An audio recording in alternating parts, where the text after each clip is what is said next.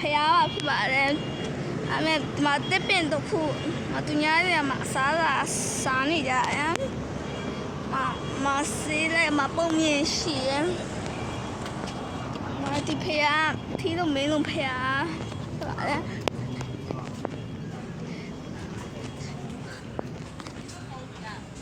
ဒီဖျားအကြီးဖြစ်နေဆိုတော့ထီးလို့မင်းလို့အလိုတော့ပြည့်ဖြစ်ပါတယ်အဲဒီမှာဆိုင်မောဆိုတော့စေးလေးတောင်းရန်နေအားဒီမှာသူများဒီရတာအထီးလို့မင်းလို့ဖျားတယ်အကြောင်း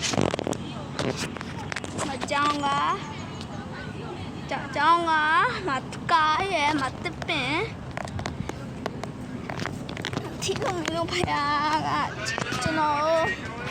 ဆူတောင်းပြီးစားတော့တယ်ကျမရေကောင်းတယ်ပြင်းညံလည်းကောင်းတယ်တင်ချလည်းတော့တယ်တပန်တော့ညီမလည်းတော့အင်္ဂလိပ်စာတော့တယ်မူရတော့တယ်မတရားရအပတ်မသူများနဲ့စပါးကြိတ်တာ